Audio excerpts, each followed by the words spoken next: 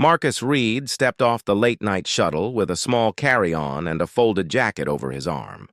The air was sticky from a passing rain, and the city lights made soft halos on the wet pavement. He had flown across the country for meetings, and all he wanted now was a quiet room, a bottle of water, and 6 hours of sleep before the morning. He took a deep breath, smiled politely at the driver, and walked inside the hotel he had visited many times before. He knew the smell of the lobby, clean linen and faint coffee.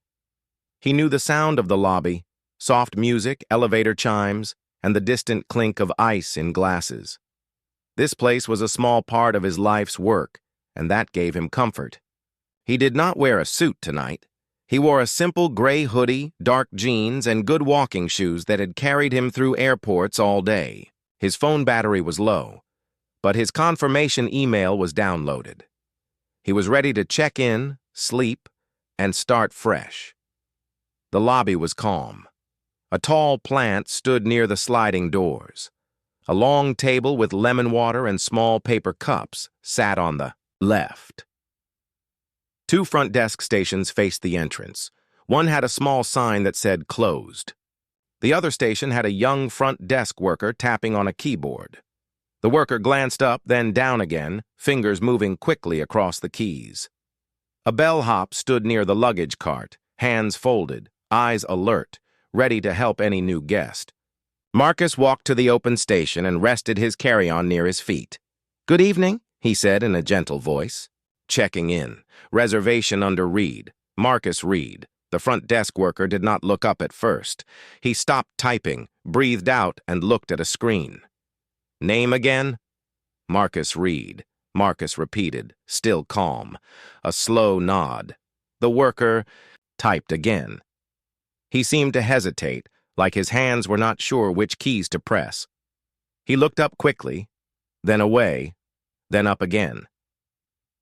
The system is down," the worker said. "We can't check anyone in right now." Marcus gave a small, understanding smile. He had run hotels himself and knew systems could fail sometimes. "No problem," he said. "I already checked in on the app and I have my confirmation code. Would it help if I show it?" "The system is down," the worker said again. "We can't do anything." Marcus lowered his voice slightly, keeping it warm. "I understand. Sometimes there's a manual backup or you can key in the room and match it later. Would you like to try my code or look up by email? I'm happy to wait." The worker's eyes moved to Marcus's jacket, his travel-worn shoes, his hoodie, his carry-on. The worker tightened his mouth. "We're actually sold out," he added, almost as an afterthought. "So even if it were up, we have no rooms." Marcus felt a small pinch of confusion in his chest. He did not let it show on his face. "Sold out," he repeated, as if testing the words to see if they fit. "I see. I made this booking a week ago, and the app still shows it as confirmed. I also called earlier to say I'd be late." The bellhop drifted closer, not too close, just enough to be ready. His eyes met Marcus's for a second. They were kind eyes. He gave a tiny nod that said, "I see you. I'm sorry." At the far end of the counter, another guest wearing a blazer stepped up to the closed station. A second front desk person walked out from the back room, flipped the closed sign around, and greeted the new guest with a big smile. "Welcome in, checking in?" she said. Her tone was bright and welcoming. She took the guest's ID and credit card and started the usual process. The card machine beeped. The printer hummed. The guest signed a form and accepted a room key. Marcus watched this quietly. He did not rush to judgment. He did not raise his voice. He simply observed. If systems were down, they were not down for everyone. If the hotel was sold out, it was not sold out for everyone. The facts as they stood before. His eyes did not match the words he had heard. He turned back to the first worker with a patient smile. "It looks like your system is working for that guest," he said, still gentle. "Maybe it came back? Could we try again with my name?" I can show my ID if that helps. The worker's jaw tightened. He shook his head. We're sold out for tonight, he repeated. We can't help. Marcus's phone buzzed weakly in his pocket. The battery icon was red. He pulled the phone out and placed it on the counter, tapping open the hotel's app. The screen showed his reservation, his rewards number, and a clear confirmation code in dark text. He turned the screen so the worker could see it. Here is the code, he said. Feel free to write it down.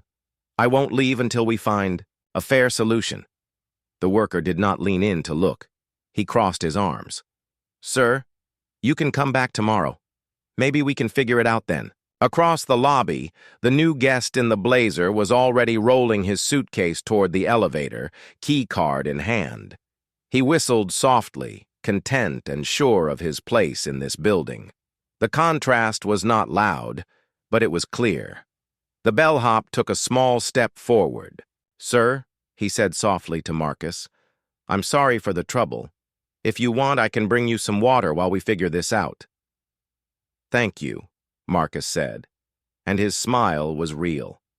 He appreciated kindness, especially when it came from someone who had little power to change the situation. The bellhop went to the lemon water station and returned with a small cup. Marcus took it and sipped. He looked around the lobby again, taking in the details he often noticed as an owner. The glass was clean. The rug at the entrance was straight. The flower arrangement on the side table was fresh, not too large, just enough color to look alive. The light bulbs matched in tone. All these things told him that many people in this building did their jobs with care. He felt a quiet respect for them. A woman in a dark blazer came out from a side door, speaking to someone behind her. She had the steady walk of a person used to solving problems. The first worker straightened up at the counter and waved her over. She came to the desk and faced Marcus with a composed expression. Hello, I'm the duty manager, she said. How can I help this evening? Good evening, Marcus said. He was tired, yes, but his voice was still kind. I have a confirmed reservation arriving late. I was told the system is down and the hotel is sold out.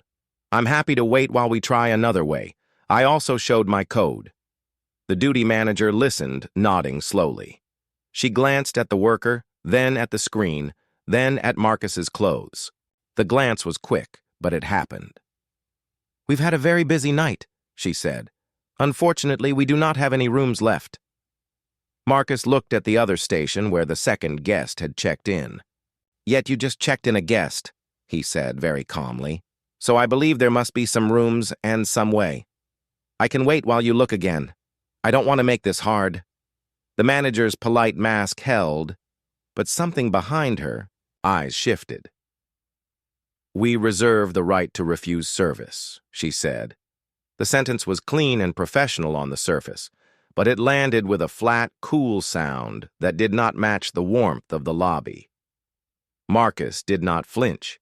He took another, small sip of water. May I ask for your name, he said. And may I note the time and the reason for refusal? The manager's hand rested on the counter. She gave her name. The worker's badge already showed his. The bellhop looked worried now, as if something decent was being bent in front of him, and he was trying to think of a way to straighten it without breaking it. A security guard walked over from near the elevators. He was not aggressive, only present. He stood with a stance that said, I keep order here, and I hope I won't be needed. He looked at Marcus, then at the manager, and waited. Sir, the manager said, keeping her tone level. We're asking you to come back in the morning. There's nothing more we can do. Marcus glanced at the clock on the wall. It was late, but not so late that he should be turned away without an effort to help. He placed his empty paper cup on the counter and folded his jacket over his arm again. He did not raise his voice. He did not put on a show. He remained who he was, a person who believed in fairness, in process, and in seeing people with respect. Thank you for your time, he said.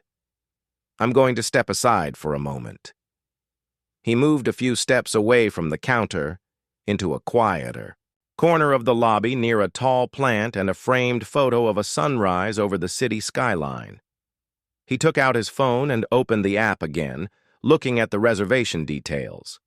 He checked the confirmation email he had received earlier that afternoon. Everything was clear: his name, the dates, the rate, the hotel address, and the welcome message from the property. He looked up and saw the bellhop watching him with concern. The bellhop started to speak, then stopped, unsure what he was allowed to say. Marcus gave him a small, grateful nod. He felt the deep tiredness that comes from travel and from meeting, small walls that should not be there. He took another breath and looked around at the lobby one more time. The clean floors, the calm music, the lemon water, the pretty flowers, the matching bulbs. He knew how many people had worked hard to make these small details right. He also knew that service was not only about clean glass and fresh flowers. It was about how a person was welcomed, how a person was seen, and how a person was treated. When a process hit a snag, he considered his choices. He could leave and fix it in the morning. He could raise his voice now and demand action. He could document the moment and ask for a second opinion. He could appeal to a higher policy. He did not enjoy conflict, but he believed in clarity. He believed IAs. He stood there. The elevator doors opened and closed, and the soft. Marcus returned to the counter with the same quiet patience he had shown before. He set his carry-on by his foot and placed his folded jacket on the edge of the desk so his hands were free. His voice was soft and clear. He repeated his name, his reservation, and his willingness to wait while the staff tried any backup process. He did not speak fast. He did not press. He simply asked for a fair try. The worker stared at the screen and said the same line again. "We're sold out." He did not ask for Marcus's ID. He did not type the confirmation code. He did not reach for the phone to call another department. He closed the window on the screen and looked past Marcus, as if hoping the conversation would just end. It was the kind of small refusal that said, "There's nothing here for you," without having to say it directly. Marcus nodded, as if he had learned a new fact. "I understand you're busy," he said. "Could you please show me the policy you are following right now? If the system is down, what is the manual step? If we are overbooked, what is the protocol for guests with confirmed reservations who arrive late?" The worker glanced at the duty manager. The manager stepped closer, still holding her steady face. "Sir, we are following standard procedure. We cannot check you in tonight." "Would you like my ID?" Marcus asked. "My card? My confirmation email?" He kept his tone friendly. He was making it easy to say yes. "No, thank you," the manager said. "There's nothing more we can do." The automatic doors opened. A family of 3 walked in with 2 small suitcases and a folded stroller. The child rubbed his eyes. The father smiled at the bellhop and asked where to check in. The bellhop pointed to the second desk. The same second front desk agent who had checked in the guest in the blazer now welcomed the family. The card machine beeped. A printer hummed. The child yawned and leaned against his mother's leg. Within minutes, they had a key card and a room number. They thanked the agent and rolled toward the elevator, the little wheels on the stroller making a soft rattling sound on the tile. Marcus watched with care, not anger. He was checking facts against the words he had heard. If the hotel was sold, out, where did that family's room come from? If the system was down, how did the printer hum and the card machine beep? He was not a person who jumped to blame. He was a person who searched for the truth that sat in plain view. He turned back to the manager. "It looks like your system is working. If there is a reason you cannot check me in, I would like to understand it. I am calm. I am ready to wait. I only ask for the same treatment as other guests." The manager's smile stayed in place, but it rested on a thin edge.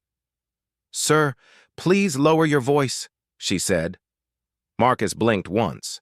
His voice was low. The bellhop standing nearby looked surprised too. He had heard many voices in this lobby. He knew when a guest was hard. He knew when a guest was kind. He could tell that Marcus was kind. "I'm sorry if my tone felt sharp," Marcus said. "I do care about this place. I'm speaking with care. May I have your full name and your position for my notes? And may I note the time and your reason for refusing service?" The manager gave her name again and her title. The worker's name was easy to read on his badge. The security guard shifted his stance but did not move closer. There was a quiet heaviness in the air now, like a room that had not been aired out. It was not the kind of heaviness that came from loud trouble. It was the kind that came from small choices that close doors. Marcus took his phone back out and opened the Notes app. His battery was low, but he typed fast and neat.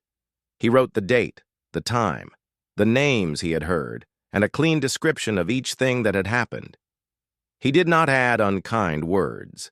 He did not guess. He wrote only what he knew he could show to other eyes. "I offered my confirmation code. I offered my ID. I offered to wait. I saw 2 check-ins at the second desk. I was told the system is down and the hotel is sold out. I was told to come back tomorrow." The bellhop walked over with a small charger in his hand. His voice was soft. "Sir, if your battery is low, you can use mine.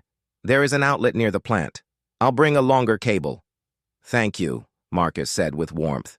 "You are very kind."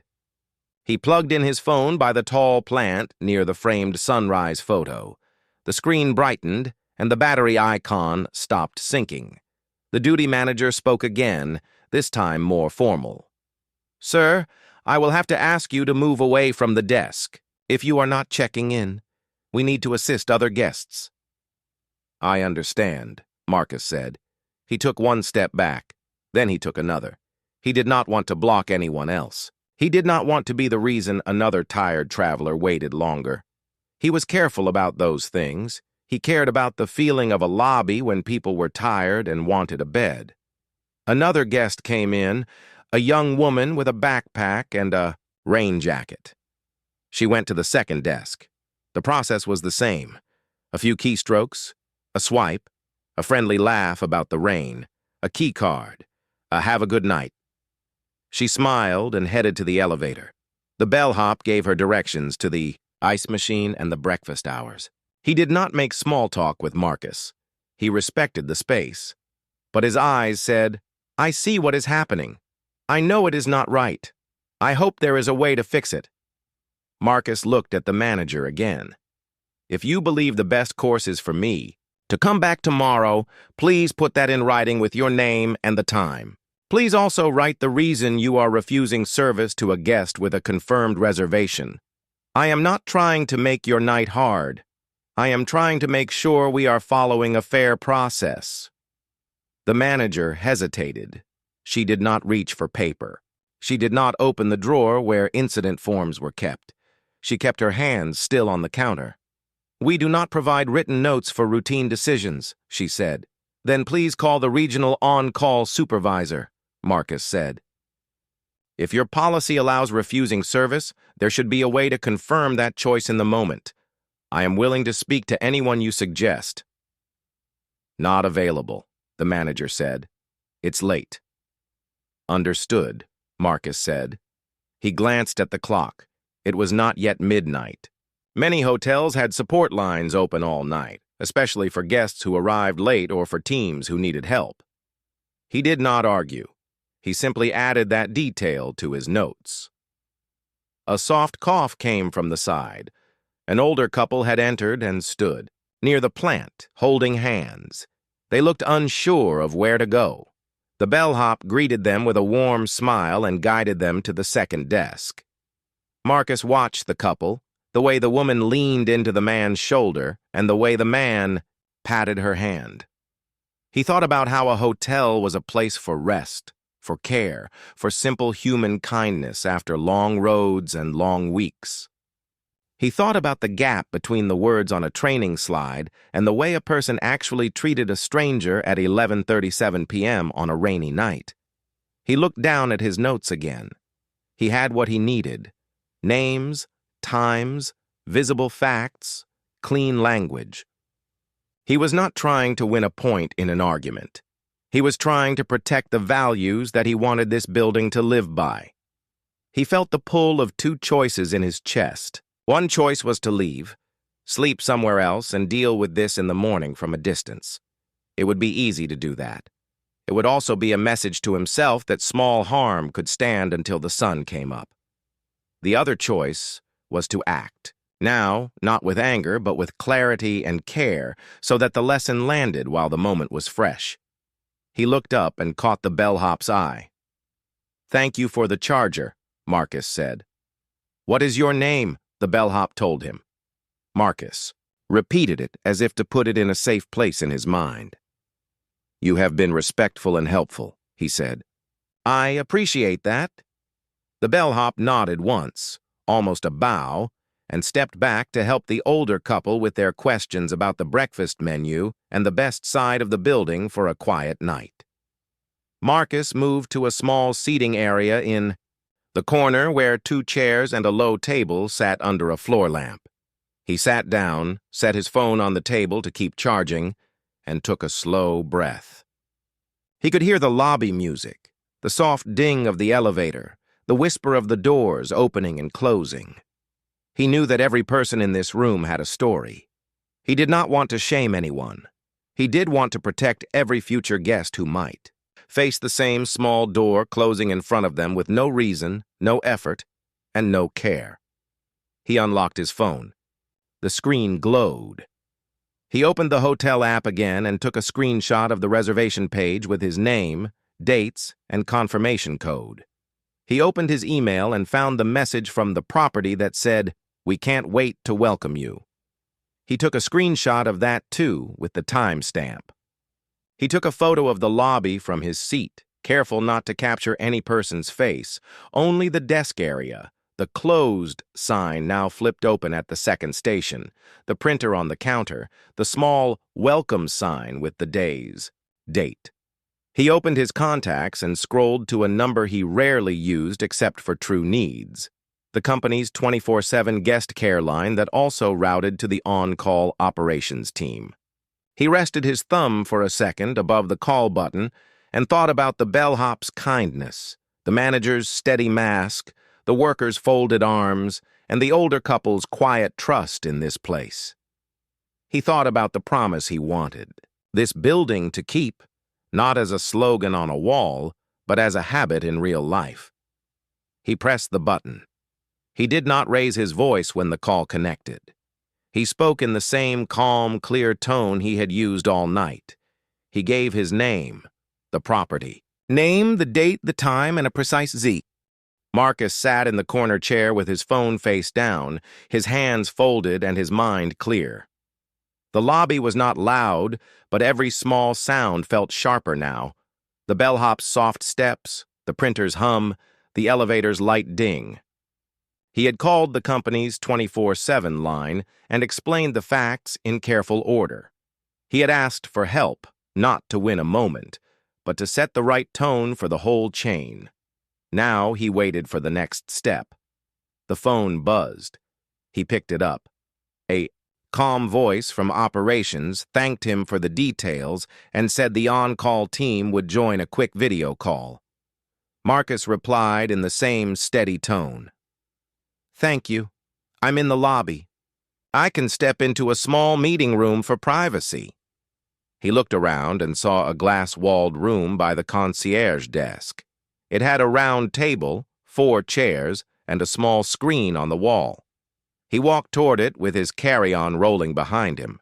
He paused at the front desk just long enough to keep everyone in the loop. "I'll be in that room for a few minutes," he said to the duty manager. "I've reached support. I would like you and your on-duty team to join me there for a brief conversation. 5 minutes. We'll keep it simple and clear." The duty manager kept her professional face. "We're busy, sir." "I understand," Marcus said, gentle but firm. "Please bring the front desk associate and the security officer. The bellhop can keep the lobby running while we talk. It will be short." He did not wait for an answer. He walked into the room and held the door so they knew it was an open invitation, not a trap. He set his carry-on beside a chair and laid his jacket across the back. He connected his phone to the room's screen with a single tap. The company's secure video app opened, and a small chime sounded as two faces appeared, his chief of staff and the on-call head of HR. A moment later, the night controller from headquarters joined too, her headset already in place, her voice warm and focused. "Good evening, Marcus," she said. "We see your reservation in the system. It is active, guaranteed for late arrival.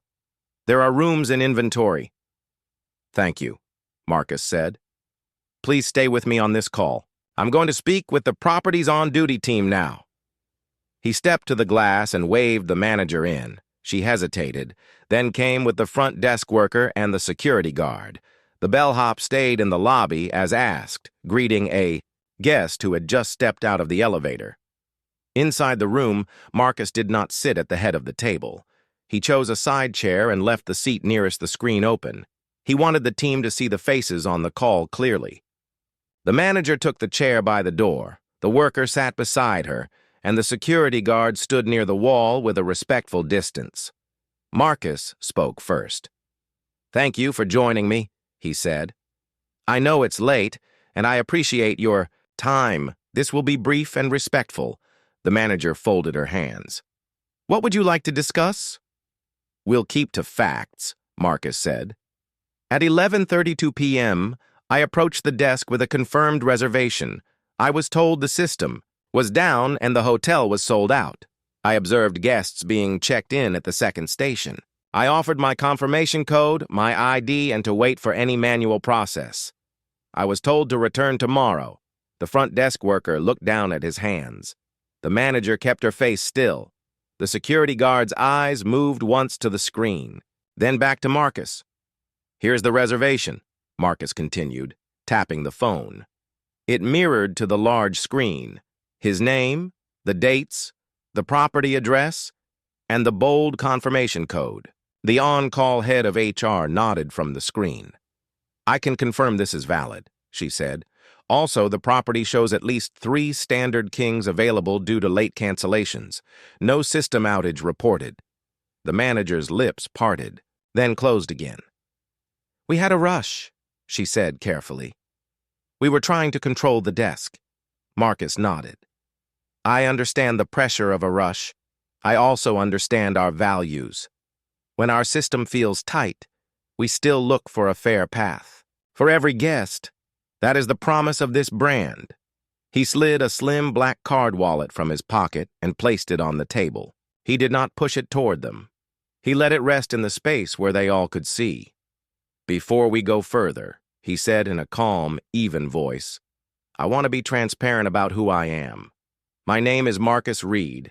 I am the CEO of the company that owns and operates this property." The room became quiet in a new way, like the hush in a theater right before the curtain rises. The front desk worker's eyes lifted from his hands. The manager's shoulders moved slightly, as if a small weight had landed and she was adjusting to it. The security guard stood taller and placed his hands in front of him. "I am not here to surprise anyone," Marcus said. "I came in as a guest. I spoke as a guest. I observed as a guest. Now I am speaking as the person responsible for what this building stands for at every hour of the day." He opened the card wallet and took out a single simple ID card that carried his name and the company's mark. He placed it on the table. He also pulled up a secure internal page on his phone that showed ownership details for the property. He held the screen so they could see without leaning in too close. The manager nodded slowly. "I see," she said, voice small but steady. "I didn't know." "I understand," Marcus replied. "But I want to be very clear. The standard I expect here is not because of who I am. It's because of who any guest might be. It should not matter if the person at the desk is a CEO or a teacher, a nurse, a driver, or a student. Our promise is the same. Fair, respectful service. We do not close the door on a guest who has a confirmed reservation without trying every reasonable step." The on-call head of HR spoke gently from the screen. "We're here to support you and the team, Marcus. We will guide any process you choose." Marcus looked at each person in the room. He did not search their faces for guilt. He searched for a path forward that would protect the future. "I'd like to understand your choices tonight," he said to the manager. "This is not a blame session. It is a learning moment, and it has consequences because real people were affected." The manager took a breath. "We had a segment of rooms held for a group," she said. "They were due to arrive late.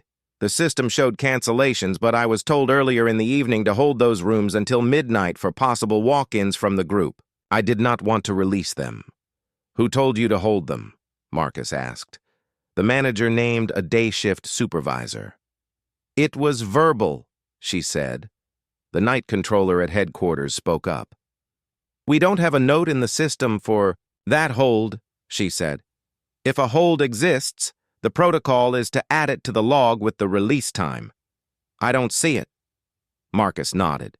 "If we had a documented hold, we would still have a process to honor confirmed reservations first, then manage any group overflow with our support.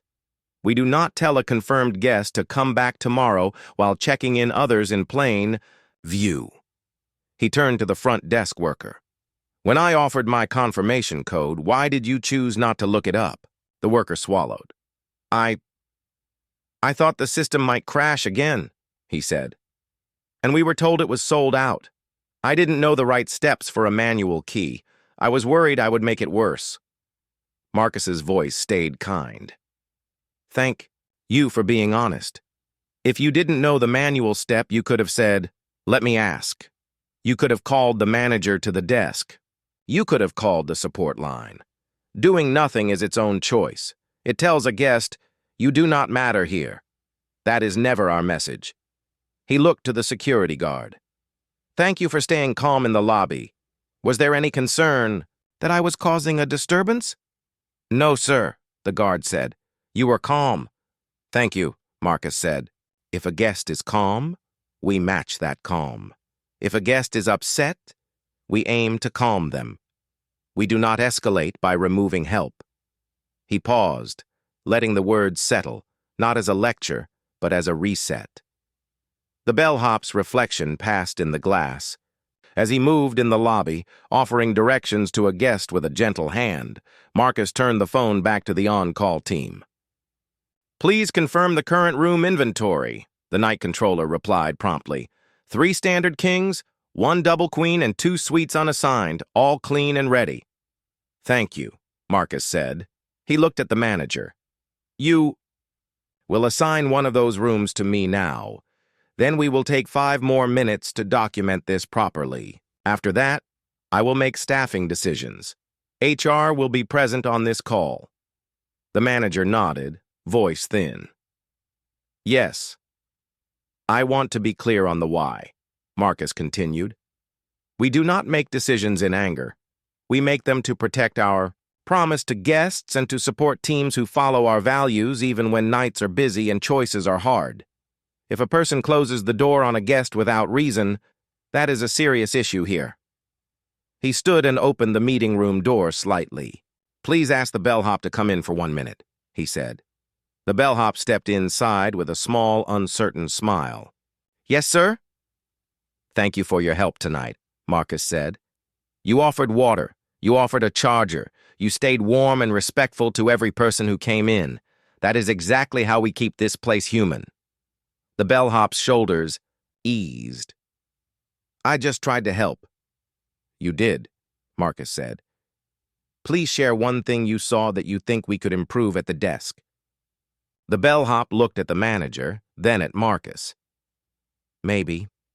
When the system feels busy, we should still try the guest's code," he said softly. "It takes a second. People feel seen. We can ask for help if the screen freezes." "That is a good note," Marcus said.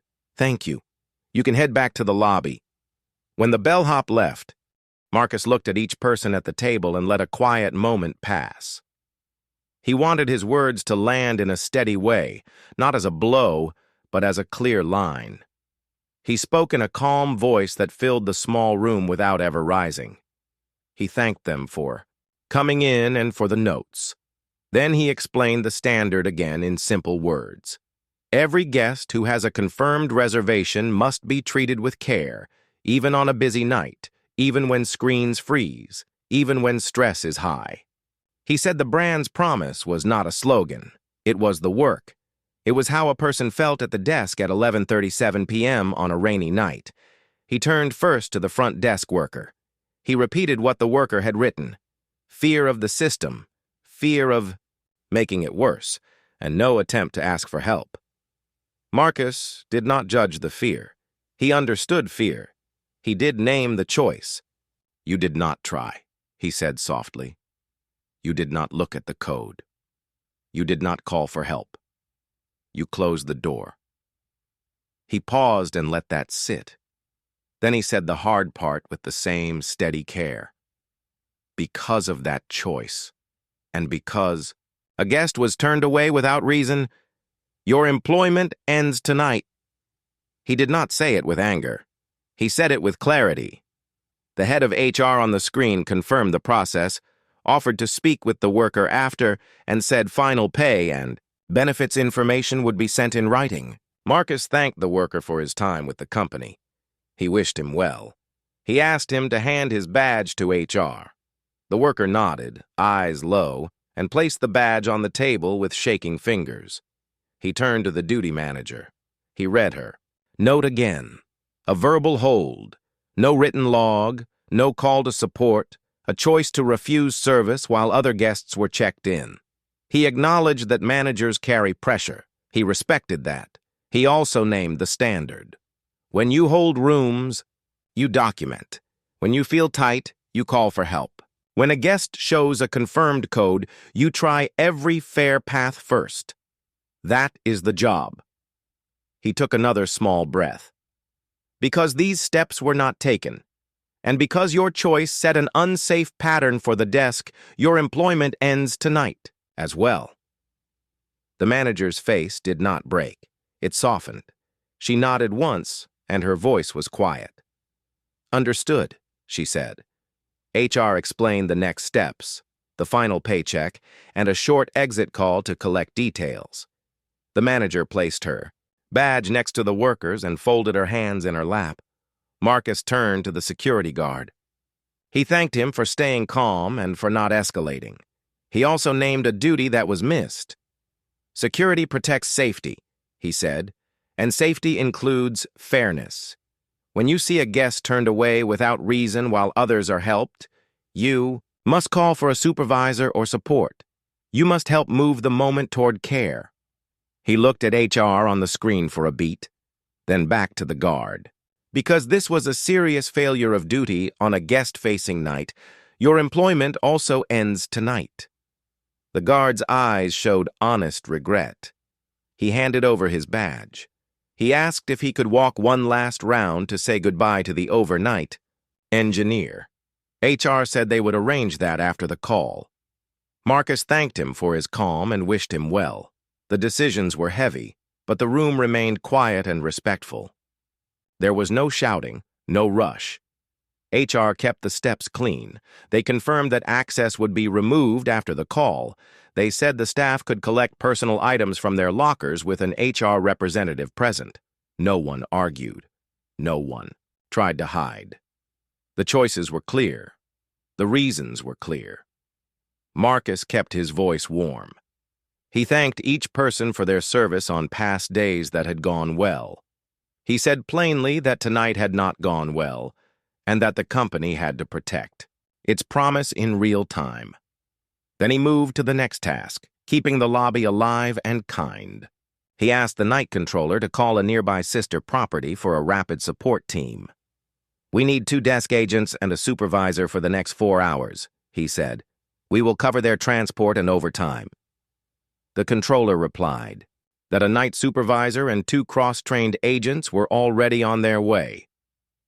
Arrival time, 20 minutes. Marcus smiled and thanked her. He asked housekeeping if any rooms needed a final check and got a quick, all clear. He asked engineering to stand by in case the key encoder needed a reset. They were ready. He lifted his phone and sent a short note to the general manager of this property. "I'm on site, handling a service failure now. We'll debrief at 8 a.m. He opened the door and invited the bellhop in again. The bellhop stepped in, nervous and polite. Marcus's smile was real. "You kept the lobby human tonight," he said. "Thank you for the water. Thank you for the charger. Thank you for helping every guest with the same warmth." He asked for the bellhop's preferred schedule, his interests, and whether he had ever thought about moving into front desk or guest relations. The bellhop admitted he had hoped for that, but he had not dared to ask. Marcus nodded. "You will be in the next fast-track training," he said. "Paid time for classes, a mentor, and a skill check in 4 weeks. If you pass, you move up. If you need more time, we give you a plan." The bellhop's shoulders loosened. His eyes brightened. He thanked Marcus quietly, like a person who had been carrying a small weight and finally set it down.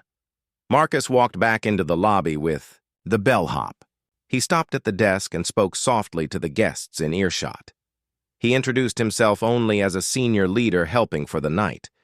He apologized for the delays and said the desk would move quickly now. "If you are waiting to check in," he said, "we will take you right away. Any guest who waited more than 10 minutes will receive tonight free, plus breakfast in the morning. Thank you for your patience."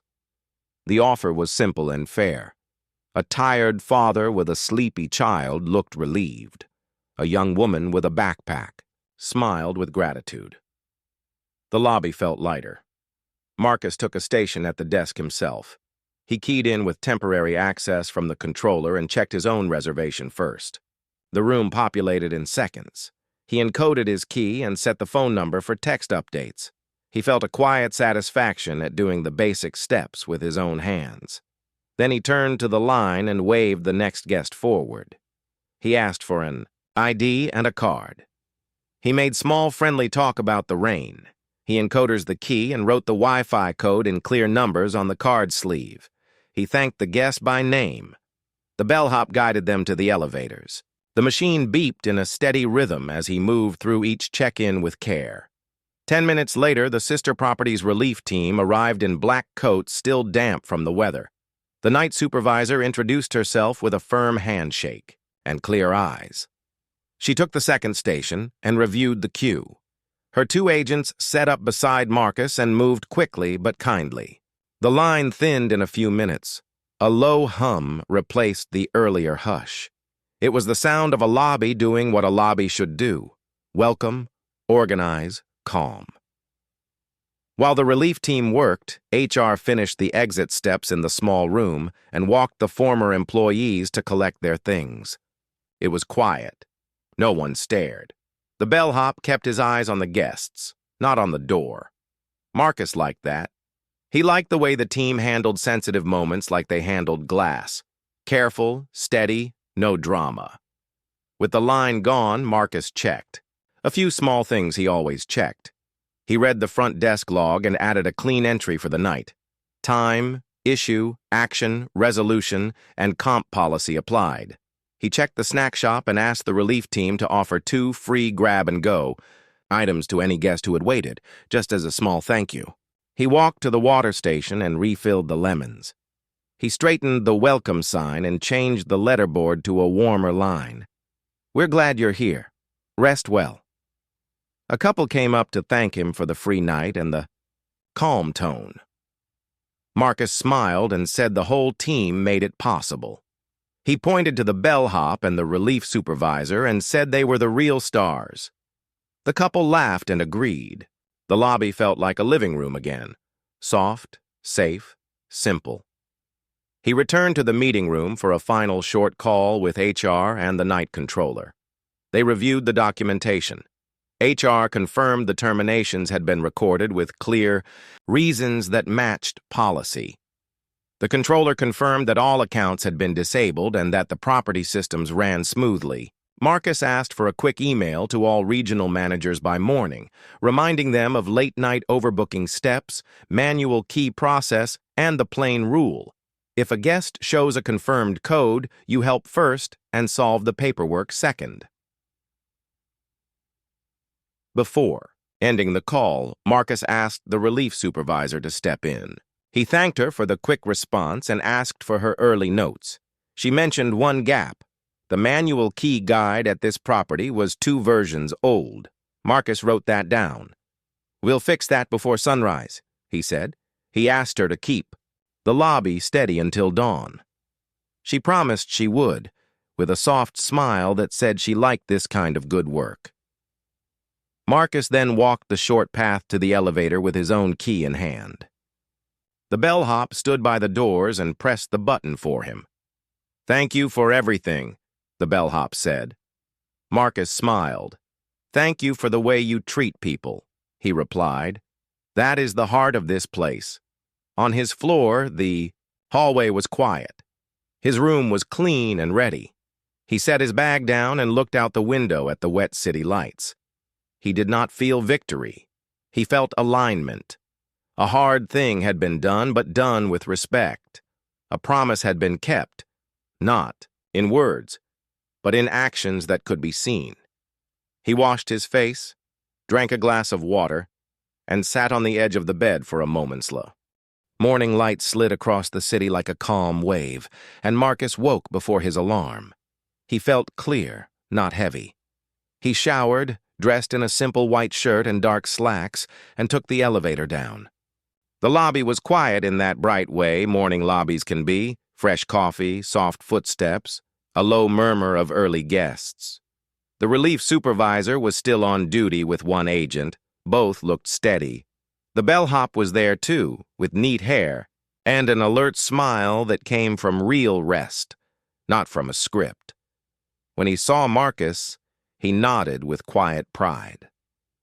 Marcus nodded back with the same warmth. Small gestures mattered. He walked behind the desk and checked the night log again. The entries were clean. The comp policy had been applied. No guest had left without a room. No one had raised a complaint overnight. A short note from housekeeping showed all arrivals were placed into clean rooms. The engineer had replaced one, flickering light near the elevator. It was the picture of a team moving in one direction again.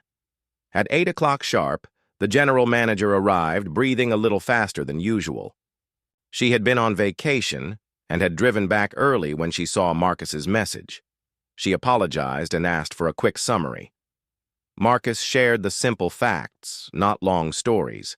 He described what he saw, the refusal, the difference in treatment, the call, the meeting, the exits, and the rapid support. He did not add sharp edges. He added clear steps. The general manager listened closely, took notes, and asked, "What do you need from me now?" "Steady leadership," Marcus said. "A clear message to the full team. Training that sticks. And a personal walkthrough with me this morning. We will meet the day staff and talk in simple language about what service means here." They held a short town hall in the small meeting room off the lobby. The day shift team gathered, housekeepers in fresh uniforms, breakfast attendants with friendly faces, 2 front desk agents beginning their shift, the concierge, the overnight engineer finishing up, and the bellhop. Marcus stood where everyone could see and hear him.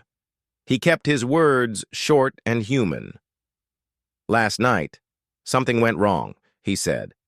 "A guest with a confirmed reservation was turned away. That cannot happen here. Our promise is simple. Every guest is treated with respect, and we try every fair step to help. 3 people left the company last night because our standard was not kept. That is heavy. We will carry it with care, but we will not hide from it." He looked around the room. He did not see positions. He saw people. "There was also good," he said. "A teammate offered help, water, and a charger. He stayed kind and steady. That is what we want. We will build on that. We will teach and support you so the right choice is the easy choice on a busy night." The general manager stepped forward with a folder. Inside were fresh, simple tools. She held up a small laminated card. "These are new quick guides for late night and overbooking steps," she said. "Front desk, concierge, security, and bell. Team will each carry one. It has 5 steps and the hotline number. If the screen freezes, if a room count looks tight, you still try the guest's code. If you feel unsure, you call. No one gets left alone with a tough decision. Marcus added 3 more changes. First, we will have a 10-minute fairness huddle at the start of every shift for the next month. You'll review one realistic case together and agree on the steps. Second, we're launching a direct text line for employees to reach the on-call operations team. No shame, no blame, just help. Third, we're adding surprise audits focused only on fairness and welcome, not to catch you, but to support you. He turned to the bellhop. You showed our values when we needed them. Starting Monday, you join. Fast-track training for guest relations. You will shadow a senior agent, practice check-ins, learn manual keys, and take a skills check. You'll be paid for all training hours. After that, we'll map your next steps. The team clapped in that small, honest way that feels like sunlight. The bellhop's ears turned a little red. He ducked his head and smiled. Breakfast service was in full swing now, and the room smelled like toast and fresh fruit.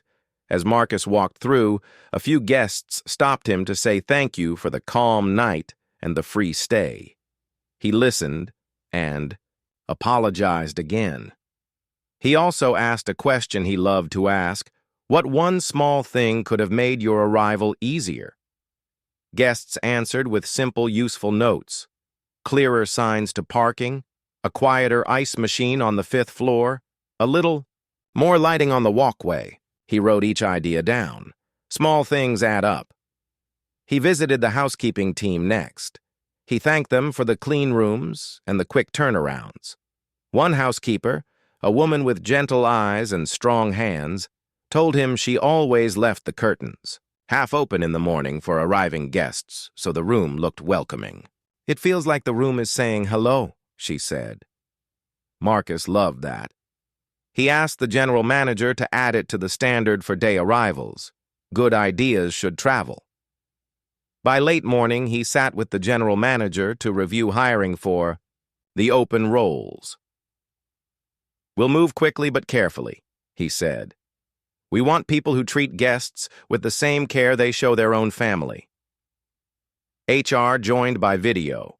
They would use scenario questions in the interviews, not just resumes. Tell me about a time the system failed and you still helped a guest. One question read, walk me through your steps. The answers would reveal habits. Habits are the real brand.